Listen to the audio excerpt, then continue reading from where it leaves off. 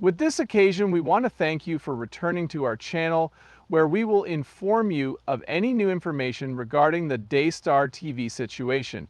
If you haven't already, subscribe to the channel and turn on notifications. You won't miss a single update if you do this. Linda Rye, a former FBI agent, has offered a fresh viewpoint, which we will explore in today's film. Regarding the accusations leveled by Jonathan and Susie Lamb, Linda has offered her professional opinion. She has been in the field for more than 25 years, with 23 of those years spent working for special agents and 7 as licensed private investigators. The allegations herein state that the late Marcus and Joni Lamb covered up the sexual abuse of their daughter at the hands of a close relative named Pete. Linda shared her thoughts on her X page. After we hear what she has to say, I will give you a detailed explanation. Set yourself up in a comfortable position, grab a cup of coffee, and then we can begin. At the outset of her post, Linda attacks the Daystar team's claims that the CSA investigation was terminated due to its lack of merit.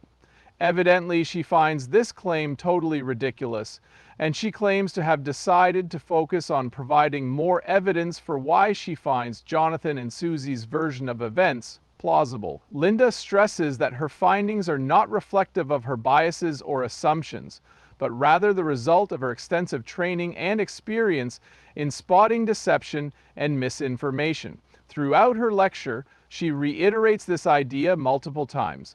Linda explained her reasoning by going into further detail about the key factors she uses to evaluate the reliability of witness statements. Among these factors are the witness's level of first-hand knowledge of the occurrence, the existence of corroborating evidence, and the consistency of the witness's accounts across time. Along with the witness's credibility and the veracity of their testimony, she considers the witness's reputation. While looking into the accusations made by Jonathan and Susie, Linda finds several things that support their assertions. From the first confession their daughter made, all the way up to the details they've shared about the abuse's effects on her, she's seen that Jonathan and Susie's story has been constant throughout the years. They made it clear that their daughter's demeanor had changed and that she had shown signs of fear towards one relative, which supports the allegations. In addition, 2 credible witnesses and a licensed professional counselor with forensic certification both testified that their daughter had symptoms of trauma that were similar to convulsions and seizures, CSA. Linda acknowledges that Susie first asked leading questions during the assault investigation, but she insists that this in no way casts doubt on the child's injury claim. She instead elaborates on how, in their haste to protect their child, parents in such a situation often make innocent mistakes. She also responds to claims that Rachel Lamb provided Marcus with false information, leading the family to abandon the CSA case. Among the misleading claims made in this material was the idea that Pete had been cleared of any wrongdoing in relation to the abuse. However, 2 credible witnesses later refuted this assertion. One of the reasons Linda finds it so distressing is because this falsehood had a key role in the family's choice to cease pursuing justice at the time. Additional proof, in the form of legally recorded audio recordings of Daystar board meetings, backs up the claims made by Jonathan and Susie. Important details that other guests later disputed are contained on these cassettes, which have been brought to Linda's knowledge. Meanwhile, she notes that Daystar's story loses credibility due to this contradiction, which supports Jonathan and Susie's claims. Finally, once all the components of the truth have been unraveled, we will have the full story. On top of that, Linda brings Joni Lamb's troubling patterns of behavior to light. She points out that Joni is always trying to shift the focus away from the real issue by saying that Jonathan is trying to take over Daystar. The abbreviation DARVO means deny, attack, and reverse, victim and offender. This tactic is a perfect example of the DARVO technique, according to Linda. Although DARVO is most often associated with sexual assault cases, Linda notes that it is also a common tactic in ordinary criminal prosecutions.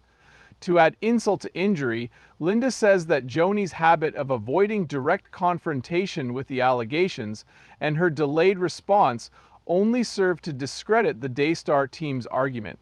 Linda talks about the current probe in her last post. Despite claims to the contrary, the Kayville Police Department has reiterated that the CSA case is still proceeding. Her account indicates that 20 years following the victim's 18th birthday is the deadline for filing a lawsuit in Texas alleging child sexual assault. This suggests that the study may go on for nearly 30 years. When the abuser cannot be positively recognized, the statute of limitations does not apply. At the end of her essay, Linda makes a strong point about how the point of a criminal investigation is not to find guilty parties, but to get to the bottom of what happened.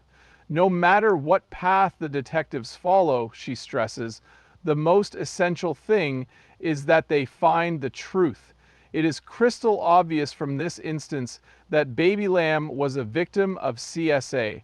Truth must be revealed, and justice must be vindicated. The video for today comes to a close with this.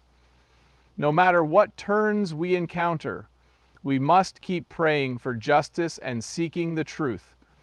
Please consider giving this video a thumbs up and sharing it with other people who are worried about this issue, if you found my analysis helpful. If you want to add your thoughts to the discussion, just post a comment below. Till we meet again, may you relish in your blessings.